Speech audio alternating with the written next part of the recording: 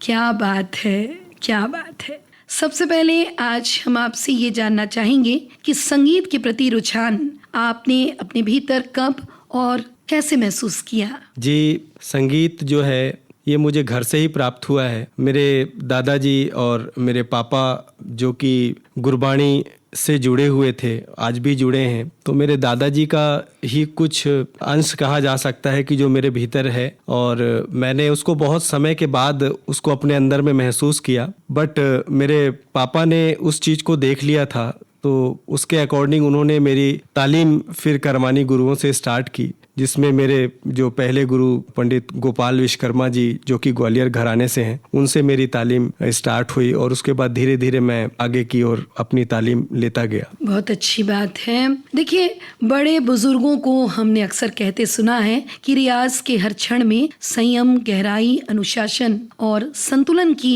बहुत आवश्यकता होती है। तो आपने अपने रियाज के दौरान किस तरह की अनुभूतियों को आत्मसात किया? जी, ये बहुत अच्छा सवाल है कि रियाज जो है इसके लिए तो पेशेंस होना बहुत ज़रूरी है। देखिए, सुर केवल 7 हैं और कुल मिला ले तो 12 हैं, और इन स्वरों में ही पूरे दुनिया का, वर्ल्ड का म्यूजिक जो है वो भ्रमण कर रहा है कहा जाए तो इन सुरों को, 7-12 सुरों को लगाने का आज हमारे पास ना पेशेंस है ना समय है। और इस पेशेंस को बनाने के लिए आपको उनके स्वरों के करीब जाना पड़ेगा, उनसे अपना जुड़ाव करना पड़ेगा। ये एक, जैसे मंत्रों का हम उच्चारण करते हैं, वैसे ही हम इस सारेगामा पाधा निसा को एक मंत्र समझें और इसका जाप करें। कम से कम 108 बार आप जाप कीजिए, तो उसके बाद जो आपको अनुभूति होगी वो कुछ अलग होगी। तो जब इंसान को अपने अंदर कुछ अनुभूति होती है तो उसकी जो अंदर की ललक है या लालच है वो आगे की ओर बढ़ती है, तो वो अपने आप फिर उसके अंदर पेशेंस आता है, संयम आता है। जब सुर और उसका ध्यान उस सुर से मिलता है तब रियाज जो है वो आगे की ओर अपनी दिशा बनाता है। तो संयम रखना बहुत जरूरी है रियाज के लिए। सारेगामा पाधा निसा, महज तो गाना तो बात की बात है, पहले इसको बोलना कि सारेगामा पाधा निसा सा नि धा पा मा गा रे सा। आज के समय में इसका जो प्रोनाउंसिएशन है वो भी सही नहीं हो रहा, वो सारेगामा पाधा निसा सा नि धा पा मा गा रे सा ऐसा होता है। तो गाने से पहले उसका प्रोनाउंसिएशन मेरे हिसाब से बहुत सही होना चाहिए, उसके बाद ही उसका असर वहां तक पहुंचता है। जी निंदर जी, आपने सूफी संगीत को लेकर बहुत अनूठा कार्य किया है और सतत इस ओर आप गतिशील भी हैं। सूफी संगीत से आपका जुड़ाव किस तरह से हुआ? सूफी संगीत मैं बचपन से सुनता आ रहा हूँ। जैसे कि नुसरत फतेह अली खान साहब के सभी मुरीद हैं, सारी दुनिया में उनको गाया जाता है। इवन कि कहीं भी सूफी जो प्रोग्राम्स होते हैं उनके कलाम के बिना वो सूफी इवेंट जो है पूरा नहीं होता। तो उनको चाहने वालों में से मैं भी एक हूँ, मैं भी उनका बहुत बड़ा मुरीद हूँ। और सूफी जैसे कहा गया है कि पहले तो आप सुनिए, महसूस कीजिए कि कलाम क्या कह रहे हैं और किस दिशा में कह रहे हैं। तो मैंने सुना काफी हद तक नुसरत फतेह अली खान साहब को, और भी जो हमारे कवाल हैं, फैल नियाजी साहब और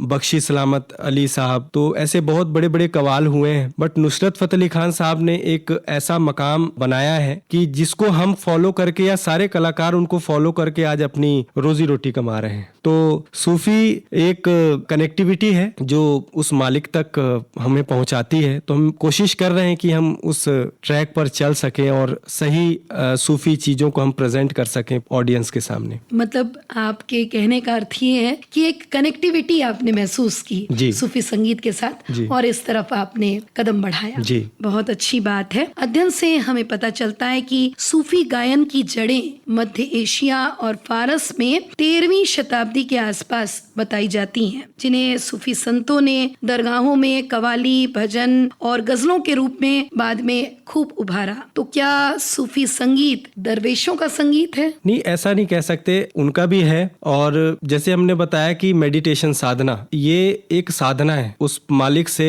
मिलने का एक जरिया है सूफी, जो हम मेडिटेशन कह लीजिए, आराधना कह लीजिए, ये वही एक रास्ता है। तो मालिक ने एक इंसान को ऐसा बनाया है कि वो कुछ भी कर सकता है। वो चाहे तो संत फकीर बन सकता है, वो चाहे तो नेगेटिविटी में भी जा सकता है। तो उसने ये सारी चीजें हमारे लिए बनाई हैं। तो मेरे हिसाब से तो सूफी सबके लिए है। क्या बात है। इस जवाब से आज बहुत सारे लोगों की भ्रांतियां भी जरूर दूर हो जाएंगी। निंदर जी, आपने इन दिनों नई नस्लों को संगीत की विधिवत शिक्षा देने का बहुत अनूठा कार्य शुरू किया है। तो आज के बच्चों में संगीत को लेकर कितना संयम आप देख पाते हैं? आज के बच्चों में टैलेंट बहुत है और उनमें पेशेंस, संयम की थोड़ी कमी है। एज फैक्टर भी होता है और प्लस घर का जो माहौल है, घर की जो वाइब्स है वो कैसी है, घर का कल्चर कैसा है, उस पे भी बहुत डिपेंड करता है। पेशेंस रखकर ही कोई चीज की जाती है। तो अगर हम रियाज कर भी रहे हैं तो रियाज की एक, अगर पूरी ताकत लगा के रियाज किया जाए तो 1 घंटा या पौना घंटा हम बैठ के रियाज कर सकते हैं। उसके बाद फिर वो ताकत शरीर में नहीं रह जाती। तो इतना पेशेंस तो कुछ अच्छा करने के लिए रखना ही पड़ेगा। जो टैलेंटेड बच्चे हैं वो जरूर इस चीज पर ध्यान देते हैं और जो बिगिनर हैं वो ध्यान दे रहे हैं। तो मैं तो सबके लिए दुआ करूंगा कि सब उसको समझें और अच्छा करें। बहुत अच्छी बात। संगीत किसी थेरेपी से कम नहीं, ये हम सब जानते हैं। आप इसके अनुशासन के विषय में अभी भी बता रहे थे, तो क्या बहुत अनुशासन की आवश्यकता होती है? क्योंकि बच्चे आजकल बहुत अधीर होते हैं, वो 10 सेकंड या 20 सेकंड का एक रील देखना अपने सेल फोन पे पसंद करते हैं, लेकिन किसी ऐसे आयोजन में जाकर बैठकर सुनने की जो कला है वो हम देखते हैं कि आज कहीं खो सी गई है। बिल्कुल ठीक कह रही हैं आप। मैंने पहले भी बताया कि अगर आपको कोई भी चीज सीखनी है तो आपको सुनना और देखना बहुत जरूरी है, ताकि ये समझ में आता है कि चल क्या रहा है, हो क्या रहा है। और रियाज जो है वो अलग अलग चीजों का नहीं किया जाता, उसको रियाज नहीं कहा जाता। रियाज एक मैटर होता है, आप उस मैटर को कितनी देर उसका जाप कर सकते हैं। मान लीजिए सारे गामा पाधा निसा सानी धापा मागा रेसा, ये स्वर है, हम इसका जाप कर रहे हैं, तो हमने इसका जाप कंटिन्यू हम एक 108 टाइम्स करें। एक माला, एक कड़ी बोलते हैं उसको, तो ऐसे 108 करके आप 5 टाइम अगर 108 ऐसा अगर आप जपते हैं, उसको रियाज कहते हैं। या हम छोटा सा मैटर ये रियाज कर लिए, फिर हम वो वाला मैटर रियाज कर लिए या वो कर लिए, उसको रियाज नहीं कहा जाता मेरे हिसाब से। जी, आपने अपने साथी कलाकारों को लेकर बंदगी नाम के एक म्यूजिकल बैंड की स्थापना की है। इस बैंड के अंतर्गत क्या कुछ नवीनतम आप समाज को देने की कोशिश कर रहे हैं? जी, हम अपने बंदगी बैंड, सूफी बैंड को हम प्रेजेंट कर रहे हैं, तो हमारा सोचना यही है कि जो एक सूफी का कल्चर है, ट्रेडिशन है, हम उसी तरीके से उनकी चीजों को प्रेजेंट करें। क्योंकि इतने बड़े बड़े लोगों ने इतना बड़ा बड़ा काम करके गए हैं, हम तो कुछ भी नहीं है और हमसे कुछ आता भी नहीं है, बट उनकी जो एक बनाई हुई जो रीत है, हम उसको उसी तरीके से प्रेजेंट कर सके और उसका एक मान बढ़ा सकें। यही हमारी सोच है कि हम सूफी को सूफी ही रहने दें, उसको ज्यादा डाइवर्ट ना करें या जैज, पॉप, रॉक ऐसा बनाने की उसको हम कोशिश ना करें। जो सूफी कहता है वो हम कहने का कोशिश कर रहे हैं। बिल्कुल। जब से राधा शाम के नैन हुए हैं चार, श्याम बने हैं राधिका, राधा बन गई श्याम। प्रेम प्याला जब से पिया है, जी का है ये हाल, जी का है ये हाल। अंगारों पे नींद आ जाए, कांटों पे आराम, सांसों की माला पे सिमरूं मैं पी का नाम। सांसों की माला पे सिमरूं मैं पी का नाम। अपने मन की मैं जानूं और पी के मन की राम। सांसों की माला पे सिमरूं मैं पी का नाम। यही मेरी बंदगी है, यही मेरी पूजा। सांसों की माला पे सिमरूं मैं पी का नाम। जी, बहुत बहुत शुक्रिया। मेरा अगला सवाल इसी तार से जुड़ा हुआ है कि इन दिनों हम देखते हैं कि महफिलों में अक्सर सूफी नाइट्स आयोजित किए जाते हैं, जिसमें शोर शराबा बहुत अधिक हो गया है। तो इस विधा को लेकर किस तरह का असर पड़ा है गायकी के क्षेत्र में? बहुत ज्यादा असर पड़ा मैम। कुछ सालों पहले जाएंगे तो जैसे जेंजिस की बात करें तो उनको तो पता ही नहीं था कि सूफी क्या है या सूफी में कौन से कलाम क्या कह रहे हैं। अब आज ऐसा ट्रेंड आ गया है कि हर एक सूफी कलाम जो है वो ट्रेंड में आ रहा है। अब नुसरत साहब का चाहे सांसों की माला पे हो, या दिल पे जख्म खाते हैं, या तुम्हें दिल लगी भूल जानी पड़ेगी, या काली काली जुल्फों के फंदे ना डालो, ये सारे कलाम जो हैं वो आज हिट हैं और चल रहे हैं, और बहुत सारे कलाम अभी आने बाकी हैं। तो मैं ये कहता हूँ कि जब ये कलाम गाए गए, नुसरत साहब ने जब वो गाया, तो आज से ज्यादा तादाद में लोगों ने पहले सुना और उन्होंने उसकी मर्यादा में रहकर उसको सुना भी और उसको उसकी वाहवाही भी करी। बट आज जिस दिशा में ये सूफी म्यूजिक जा रहा है, ये देखकर मुझे बड़ा मतलब दुख भी होता है कि इतने बड़े बड़े लोगों ने इतनी रिसर्च करके इतना बेहतरीन काम किया है और हम उनकी चीजों को लेकर खिलवाड़ कर रहे हैं, हम कुछ भी कर रहे हैं, म्यूजिक को कहीं भी ले जा रहे हैं। कम से कम हम उस इंसान की रिस्पेक्ट तो करें जिन्होंने हमें इतना बड़ा खजाना दिया है ना, तो उसका एक प्यार होता है, रिस्पेक्ट होता है कि उस कलाकार की हम इज्जत करें। बट आज चाहे आप जैज सुनिए, रॉक सुनिए, पॉप सुनिए, उसी के बीच में सूफी को भी उन्होंने मिक्स कर दिया, पूरी खिचड़ी हो गई है। तो सूफी का मतलब होता है कि आप बैठ के इत्मीनान से, सुकून से, खुद भी सुकून से गाएं और अगले को भी सुकून पहुंचाए, ये सूफी का मैसेज है। कुल मिलाकर ये कि दुष्प्रयोगों से बचिए, ज्यादा से ज्यादा पहले सुनिए, साधिए उस कला को और उसके बाद परफॉर्म कीजिए। बिल्कुल बेशक, है ना। ये तो खैर हर एक विधा की एक बहुत प्राथमिक आवश्यकता भी इसे हम कह सकते हैं। बहरहाल हिंदी फिल्मों की अगर हम बात करें तो कुछ एक हिंदी फिल्मों में सूफी संगीत को लेकर बहुत सुंदर प्रयोग किए गए हैं और हम देखते हैं कि आम जीवन के जो लोग हैं वो इससे बहुत कनेक्ट हो पाए, इस दौर में भी और कुछ पुराने दौर में भी। हाँ जी। तो क्या फिल्मों में इसका प्रयोग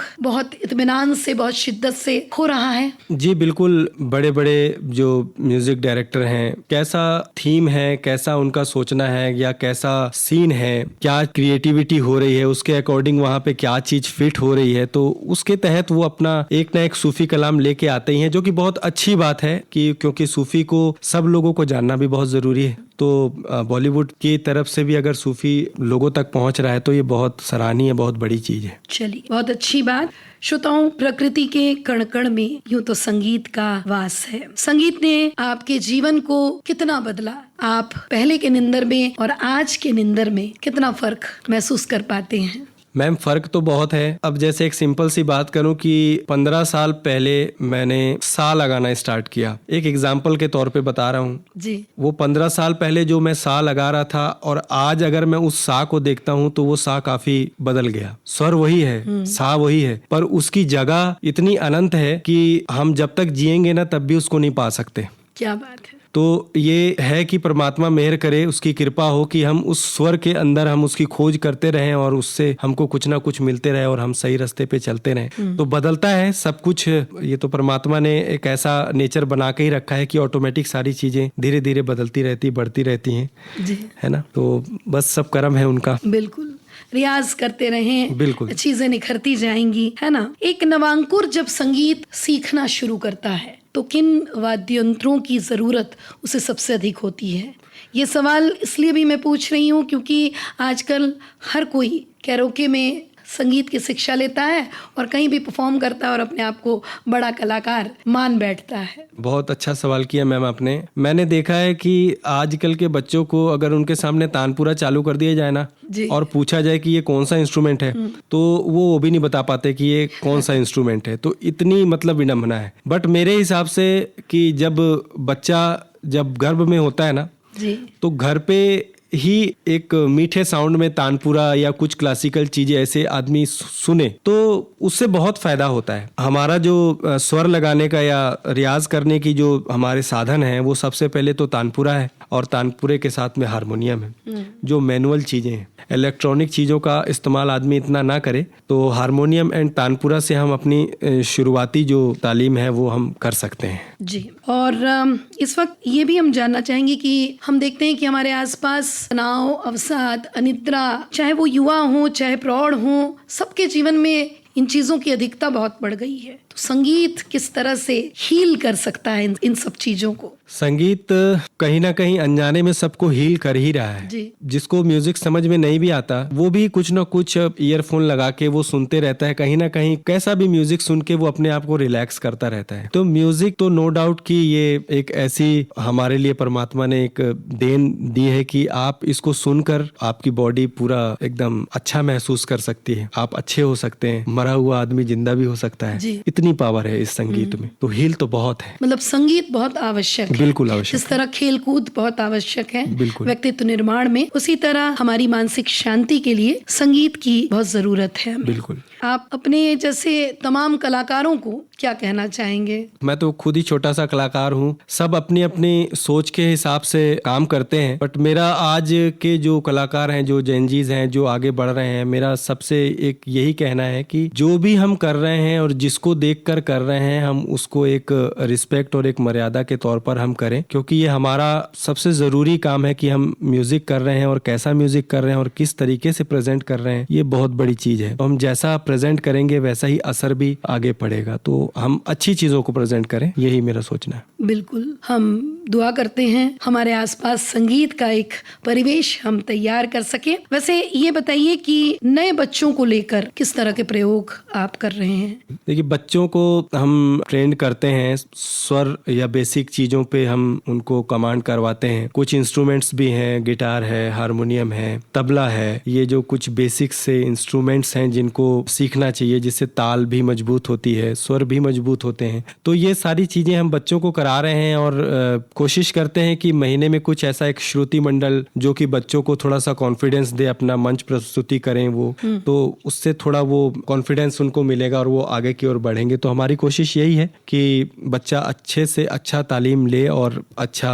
बने। बिल्कुल, तो आज चलते चलते आप अपने सुनने वालों से क्या कहना चाहेंगे? मैं सबका बहुत बहुत शुक्रिया करता हूँ कि आप सबकी बदौलत ही, आप सबके आशीर्वाद की बदौलत ही हम हैं। आप अपना प्यार, अपना स्नेह ऐसे बनाए रखिए हमारे ऊपर, ताकि हम आपके लिए कुछ अच्छा कर सकें। बहुत बहुत मेहरबानी, शुक्रिया। लेकिन इस कार्यक्रम को समेटने से पहले हम आपकी पसंद का कोई कलाम जरूर सुनना चाहेंगे। जी बिल्कुल, मैं ज़रूर आपकी नज़र करता हूँ कलाम। जी, स्वागत।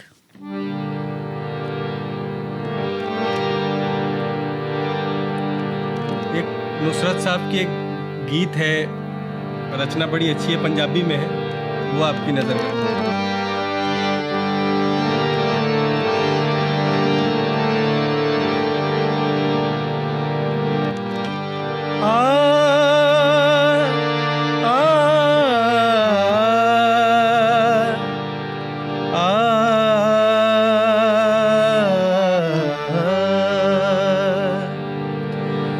सावन की भीगी रातों में जब फूल खिले बरसातों में, जब छेड़े सखियां रातों में, मैनू यादां तेरियां आंदियां ने, मैनू यादां तेरियां आंदियां ने, मैनू यादां।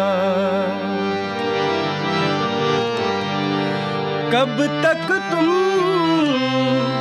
परदेस रहोगे, आओगे ना खत लिखोगे, मैं घुट घुट कर जा दे दूंगी, फिर तुम किसको जान कहोगे, ढूंढोगे जंगल बेले में, हर मेले में, हर बस्ती में, गाओगे यही अकेले में, मैनू यादां तेरियां आंदियां ने, मैनू यादां तेरियां आंदियां ने, मैनू यादां।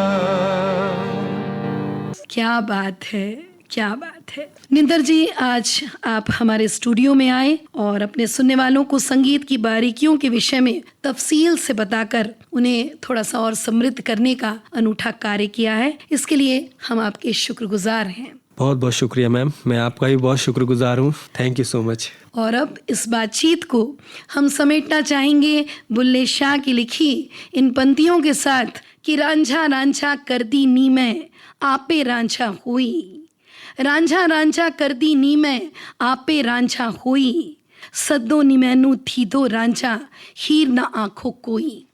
यानी भक्तिमय प्रेम की वह अवस्था जहाँ अपने पराये की किसी को कोई सुध नहीं रहती, बस वहीं सूफिज्म का उदय होता है। तो हम सबके भीतर अपने अभिष्ट को पाने की ललक सदैव बनी रहे। इसी नोट पर दीजिए विदा आपकी अपनी अंतरा को। नमस्कार।